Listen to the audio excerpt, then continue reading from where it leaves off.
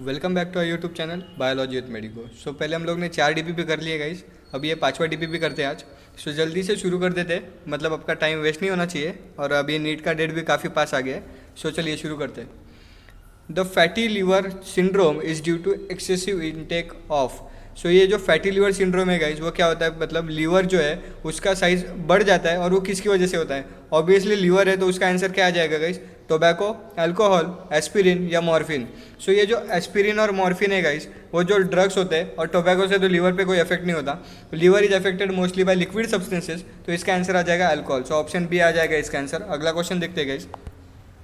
Match the following for PGR and their chemical nature and select the correct option. मतलब match the following करने को बोला है। सो ये जो काइनेटिन होता है गाइस, पहले देखते हैं जो आपको इजी आता है और वो ऑप्शन में फिट हो रहा है, तो वो देखते हैं IAA। ये किसके लिए केमिकल नेचर पता है, ये इंडोल के लिए होता है। IAA किसके लिए होता है, इंडोल कंपाउंड्स के लिए होता है। और ये जो काइनेटिन है गाइस, ये होता है एडिनाइन डेरिवेटिव्स। सो मतलब ए का देख ले, ए का 3 जिसमें होगा वही आंसर आ जाएगा। सो इसमें दूसरे ऑप्शन देखने की भी जरूरत नहीं है गाइस।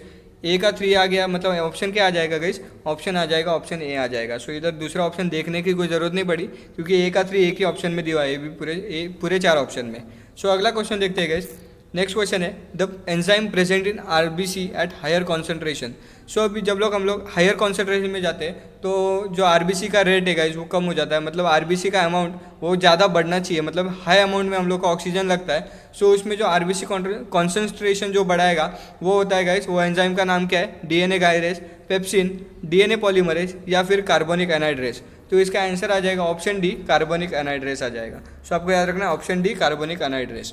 अगला देखते हैं। In humans the 2 different harmful species of Mycobacterium. पहली बात तो 2 स्पीशीज पूछे हुए जो मायोबैक्टीरियम कॉज कर, मायोबैक्टीरियम की वजह से हो रहे।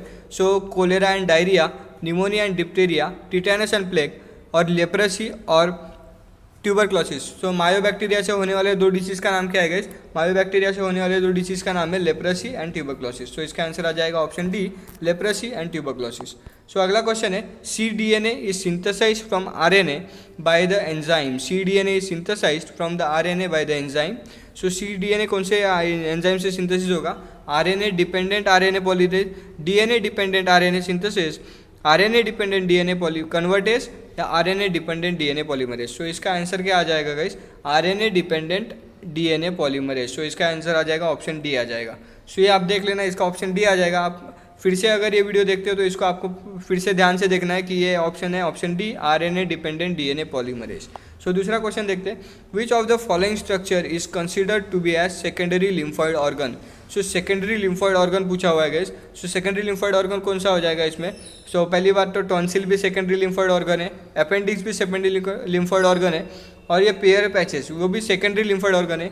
ये सेकेंडरी लिम्फॉइड ऑर्गन क्यों होते हैं गाइस, ये बॉडी में प्रेजेंट तो सबके पास होते हैं, पर ये किसी किसी में मतलब इसके ऑपरेशंस होते हैं। मतलब अपेंडिक्स का ऑपरेशन, अपेंडिक्स सब में प्रेजेंट होता है, पर वो जो होता है वो सिर्फ किसी को उसका ये होता है, मतलब उसका तकलीफ जो है वो हर किसी को नहीं होता। सो इसका आंसर आ जाएगा option D, all of this आ जाएगा। सो अगले क्वेश्चन की ओर बढ़ते गए। 9th question, which of the following code of the amino acid valine is. तो अमीनो एसिड वैलिन के लिए कौन सा कोड होता है गाइस, अमीनो एसिड वैलिन के लिए कौन सा कोड होएगा, वैलिन के लिए कोड आ जाएगा GUC। सो इसके लिए कोड क्या आएगा गाइस, GUC आ जाएगा। सो इसका आंसर आ जाएगा ऑप्शन ए आ जाएगा वैलिन का। सो वैलिन का कोड आपको याद रखना है। ये कोड किधर मिलेगा आपको, लेसन नंबर 7, 12th के लेसन नंबर 7 में आपको ये मिल जाएगा गाइस। अगला क्वेश्चन देखते हैं। ELISA is the technique use for early diagnosis of pathogen and is based on. So ELISA मतलब किसके लिए था, पहली बात तो ये ELISA टेस्ट क्या होता है, एंजाइम लिंक इम्यूनोसॉर्बेंट ऐसे इस टेस्ट का नाम है।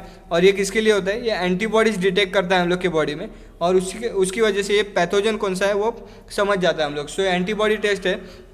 सो आपको याद रखना है एंटीबॉडी टेस्ट है, इसका आंसर आ जाएगा ऑप्शन डी आ जाएगा। सो अगला क्वेश्चन देखते हैं गाइस। अगला क्वेश्चन है the second meiotic division of dash is unequal and result of equal of formation of dash.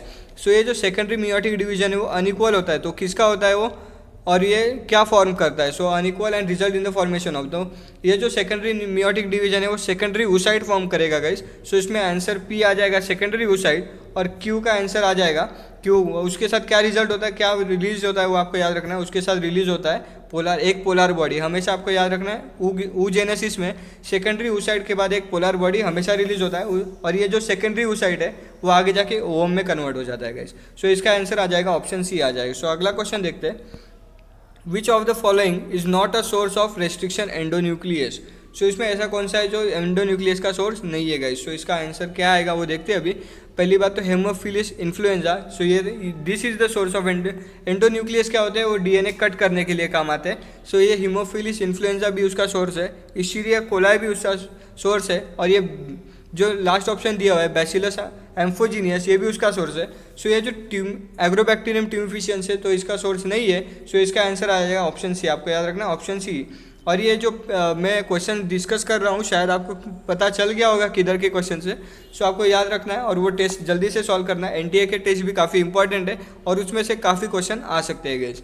सो अगला क्वेश्चन देखते हैं, the tree occupy the top vertical strata of the forest, shrubs the second and the herbs and the grasses occupy the bottom layer।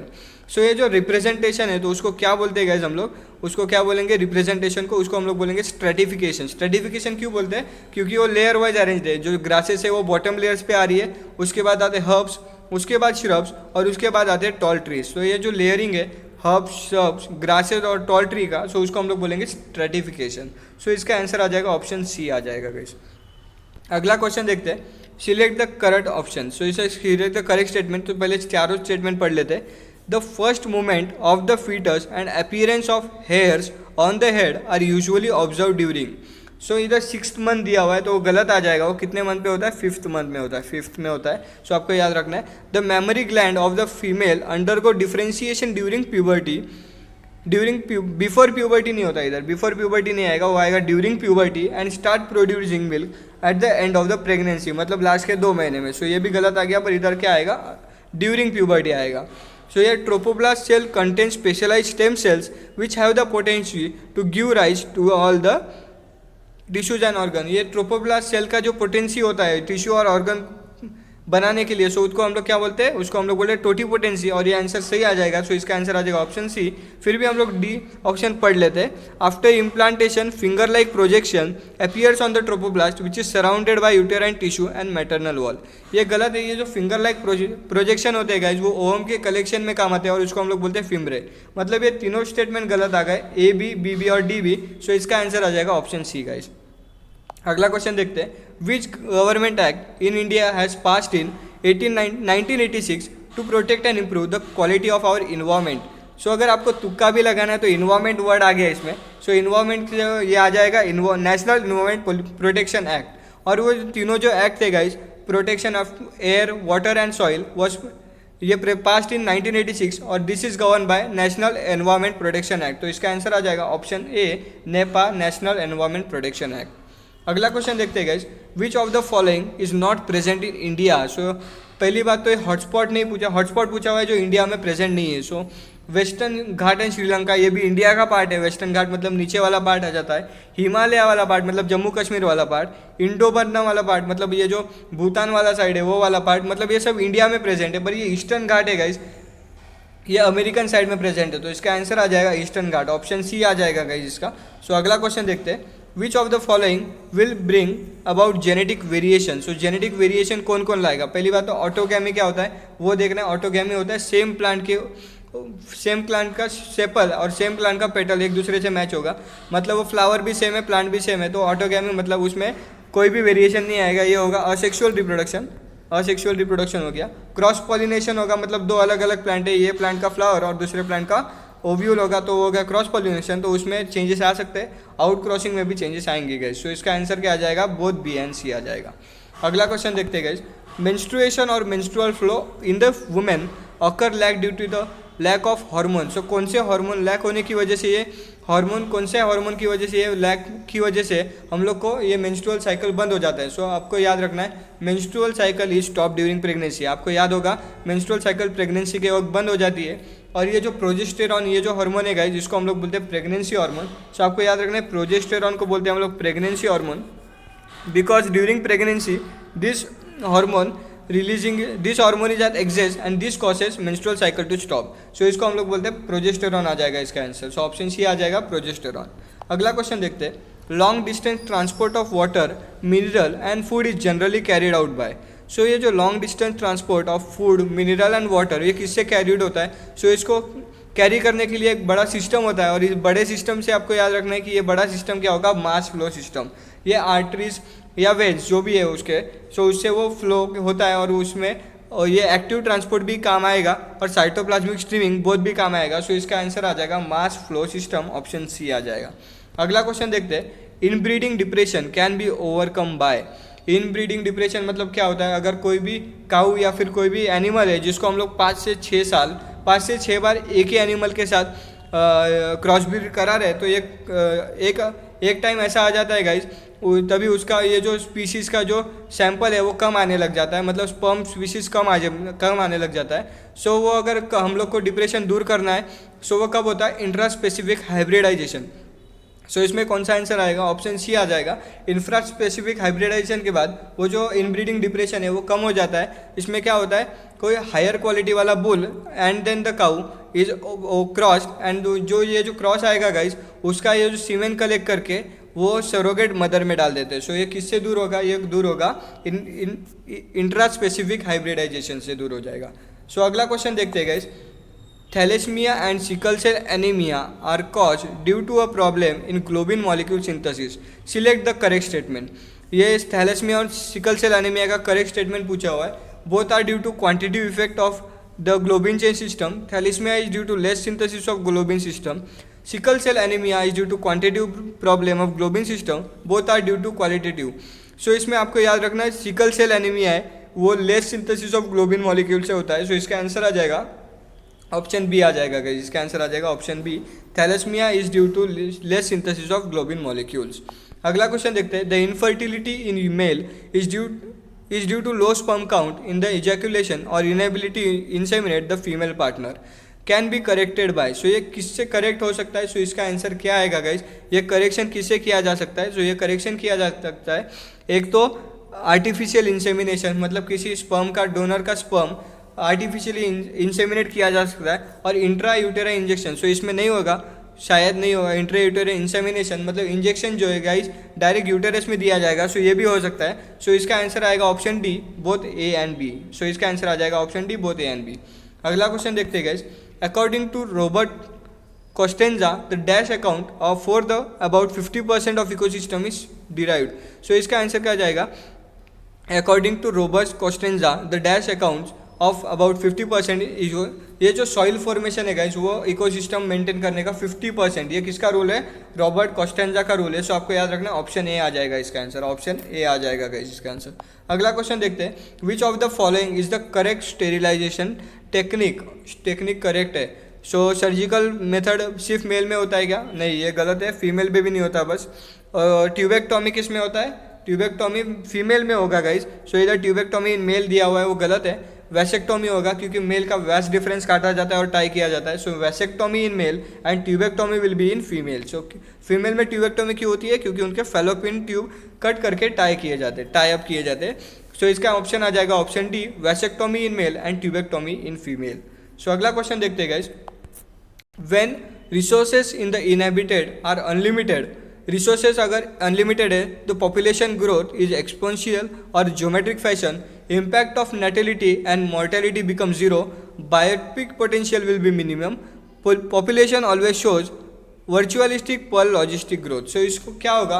Impact जो है इसमें natality और mortality पे कोई भी इम्पैक्ट नहीं होने वाला, क्योंकि अगर हैबिटेट में रिसोर्सेस अनलिमिटेड है फिर भी जो हैबिटेट है वो तो कम हो जाएगा। सो इसका क्या होगा कि जो पॉपुलेशन ग्रोथ है वो बहुत ज़्यादा बढ़ जाएगा, क्योंकि अगर रिसोर्स अनलिमिटेड है सो उसको खाने में बहुत ज़्यादा मिल रहा है, सो रिप्रोड्यूस भी बहुत ज़्यादा करेंगे और पॉपुलेशन ऐसे बढ़ता जाएगा। सो इसका आंसर क्या आ जाएगा? ऑप्शन ए आ जाएगा, population grows in an exponential और ज्योमेट्रिक फैशन। मतलब वो कोई भी मैनर में बढ़ने लग जाएगा और हर एनिमल का पॉपुलेशन बढ़ेगा, क्योंकि भूखमरी जो होगी उससे कोई नहीं मरेगा, क्योंकि उधर ऑलरेडी रिसोर्सेज बहुत ज़्यादा प्रेजेंट है गाइस। सो अगला क्वेश्चन देखते हैं, the monarch butterfly is highly distasteful to the predator because ये तो मोनार्क बटरफ्लाई, ये तो पहली बार सुन रहे हैं हम लोग, तो ये इवोल्यूशन का क्वेश्चन है guys. Monarch butterfly is highly distasteful to its predator because so ये क्यों डिस्ट्रेसफुल होती है? एक तो केमिकल सब्सटेंस इसके बॉडी में प्रेजेंट होता है और इसकी वजह से प्रीडेटर जो है इसको कम खाते हैं, और दूसरा होता है cardiac glycolysis that is store in our body. So glycoside that is store in our body और केमिकल सब्सटेंस, इसकी वजह से उसका जो टेस्ट है गाइस प्रीडेटर के लिए खराब हो जाता है। सो इसका आंसर आ जाएगा option D, both A and B आ जाएगा, option D both A and B. So अगला क्वेश्चन देखते हैं, read the following features. So इधर 4 फीचर्स दिए हुए और उसमें से पूछा है कौन सा करेक्ट फीचर्स है, और ये 4 ऑप्शंस भी दिए हुए।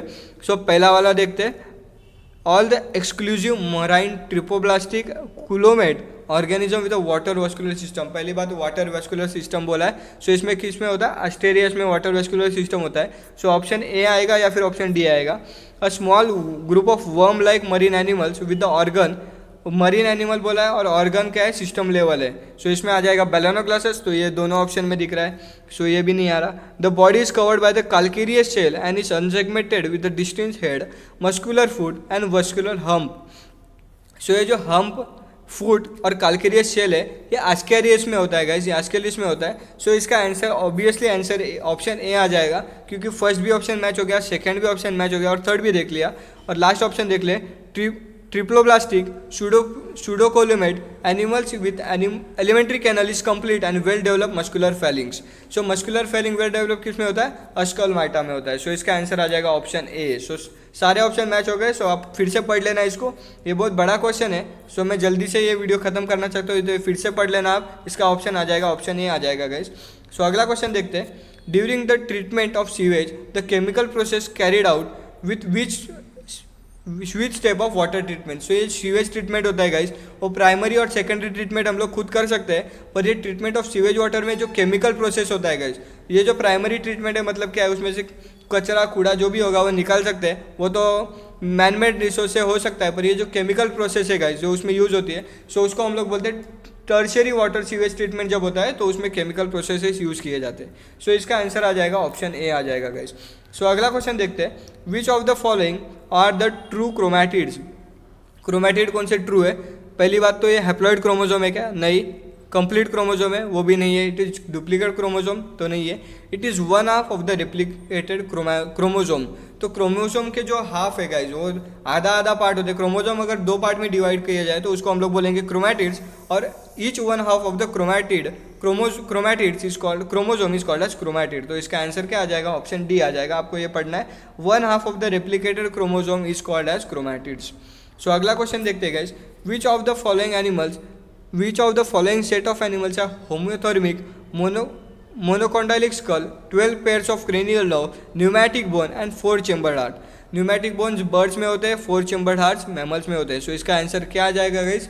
इसका आंसर आपको आ जाएगा, ये देखो, ये नियोफ्रॉन कोलम्बा इज अ बर्ड। सो इसमें न्यूमैटिक बोन्स आ गए, 12 पेयर्स ऑफ क्रेनियल नर्व्स भी आ जाएंगे। सो ये जो ग्रुप है guys, Psittacula, Neophron and Columba, option B ये आ जाएगा इसका आंसर। तो आपको याद रखना है, ऑप्शन बी आ जाएगा गाइस इसका। और ये आपको किधर एनिमल किंगडम में पढ़ने को मिलेगा। और ये जल्दी से आपको एक बात याद रखना है कि एग्जाम्पल्स आपको हमेशा ज़्यादा से ज़्यादा एग्जाम्पल्स याद करना है। सो अगले क्वेश्चन की ओर बढ़ते हैं guys, the process in which the fitness of one species is significantly decrease in the presence of another species. So ये द फिटनेस ऑफ वन, तो इसमें क्या आ जाएगा? कमेंसलिज्म होगा गाइस। ये कमेंसलिज्म होगा क्या, या प्रोटो कोऑपरेशन होगा? प्रोटो कोऑपरेशन होगा शायद। सो इसमें क्या पूछा आप बोलो मेरे को, the process in which the fitness of one species is significantly decrease in the presence of another species. So एक स्पीशीज का जो फिटनेस है वो कम हो जाएगा। सो इसमें क्या आ जाएगा? कोऑपरेशन कर लेंगे वो। सो इसके अंदर क्या आ जाएगा गाइस? अगर वो कंपटीशन होगा क्या या फिर कोऑपरेशन होगा? सो आपका इसका आंसर मुझे कमेंट में दोगे। सो इसका आंसर जो भी आप मुझे कमेंट करके ज़रूर बताना अगर आप ये वीडियो एंड तक देखते हो। सो अगला क्वेश्चन देखते हैं guys, which of the following classification is based on some morphological character, some morphological characters only. ये जो कैरेक्टर, फ्यू मॉर्फोलॉजिकल कैरेक्टर पूछा हुआ है। सो ये होगा आर्टिफिशियल, क्योंकि ये नेचुरल और फाइलोजेनिक कैरेक्टर्स है गाइस। ये जो होता है वो पूरे जो टोटल मॉर्फोलॉजिकल कैरेक्टर्स है उसके ऊपर डिपेंड करता है। सो इसका आंसर आ जाएगा ऑप्शन 1, ओनली आर्टिफिशियल कैरेक्टर, क्योंकि इसमें एक तो साइज लिया जाएगा या फिर शेप लिया जाएगा। पर ये जो फाइलोजेनिक या फिर नेचुरल क्लासिफिकेशन होते हैं उसके एंसिस्टर्स भी देखे जाते हैं, उसके पहले जेनेटिक वेरिएशंस भी देखे जाते हैं, मतलब हर चीज़ देखी जाती है। सो इसमें सिर्फ आर्टिफिशियल कैरेक्टर से बस क्लासिफिकेशन ऐसा बचता है जो फ्यू मॉर्फोलॉजिकल कैरेक्टर्स पे लिया जाएगा। सो अगर आपको ये वीडियो अच्छा लगा हो तो गाइज तो वीडियो को लाइक करना और चैनल को सब्सक्राइब करना मत भूलना। और आपकी पढ़ाई जो नीट 2021 के लिए चल रही है वो जारी रखिए। All the best guys and thank